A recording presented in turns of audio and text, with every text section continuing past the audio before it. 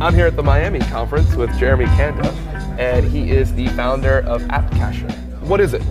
So AppCasher.com is a mobile rewards platform that people get rewarded for discovering content on their mobile device. You go to AppCasher.com and you get to discover free apps and other content like videos and surveys, and you get rewarded for doing so. And once you earn the reward points in the app, you can cash out for Bitcoins or gift cards or other rewards. You know, everyone keeps complaining, how the heck do I get some Bitcoins? How do I do this? So pretty much anyone with a phone could just get on this and start making them Bitcoins. Yeah, I had a guy I met in Austin. He started on the platform after I talked about it at a meetup there.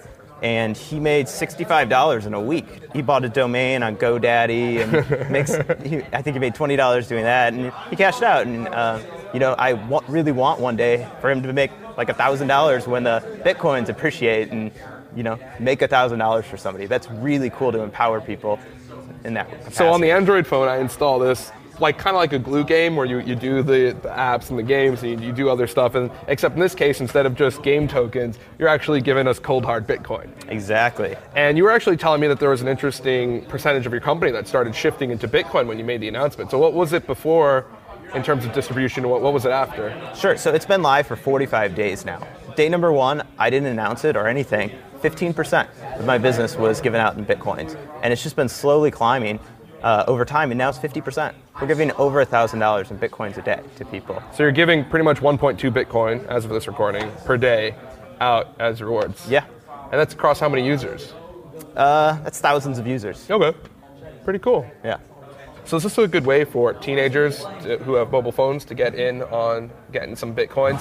When I was a teenager, I really wanted to send some money to Stefan Molyneux, who's like a podcaster, and I really wanted to send him $5, but I couldn't get a bank account because I was 17, and it was just totally impossible. And I was like, how the heck do I send him money? So I actually started doing online surveys because I sent it to a PayPal account, and I was able to PayPal him the money. And he sent me an email, and he was like, hey, thanks for the donation, but why $3.47? I just don't understand where you came to that. And I'm like, hey, I'm not allowed to be in the banking sector, and this is the only way I could send you funds. Is this kind of a cool way for kids to get their hand on Bitcoin?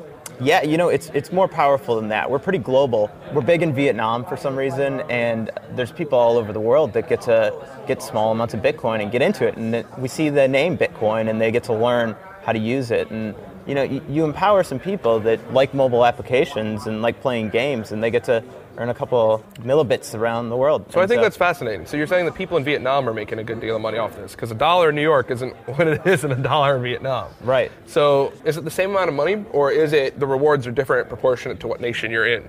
Yeah, so we make money in US dollars, so we do everything related to US dollars. What I meant is a user in Vietnam paid the same amount in terms of reward as a user in America. A lot of that is supply based. So, right. When the app developers decide to go distribute their app, they probably will spend more money in the U.S. Right. And so it's easier to earn more money in the U.S. But it doesn't mean they're not interested in other places. Right. So this isn't a cure-all, but it is a way to which to get money into countries to which there is really a Bitcoin exchange out there. This isn't going to be the next thing that drives Bitcoin home and spreads the wealth around the world, but it's just an interesting way to, something you're already probably doing, playing games on your phone. Now you can make a small amount of money doing it.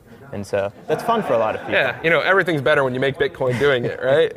Exactly. Cool, man. So what's the name of the app again? It's AppCasher, AppCasher.com.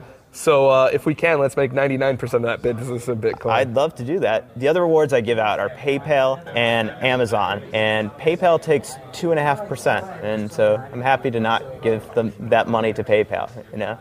I think we're all happy with not giving money to PayPal. Talking to you, Peter Thiel. Yeah. One of the problems with these sorts of models is the fear that, by the time you reach the minimum payout amount, that it's not going to be there. And what struck me about your model was that you're actually paying people out. You're not really fly by night. You're part of the BitAngels network. You're not going anywhere. You're really a believer in this economy.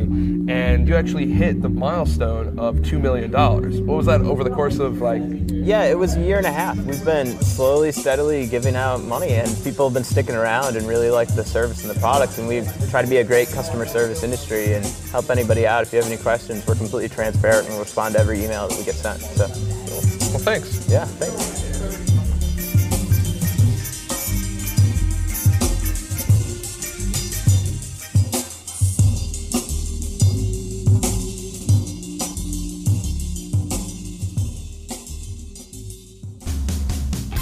EasyDNS is the Swiss Army knife for your domain names, helping meet their customers' individual needs since 1998. EasyDNS has been an outspoken critic of SOPA and CISPA.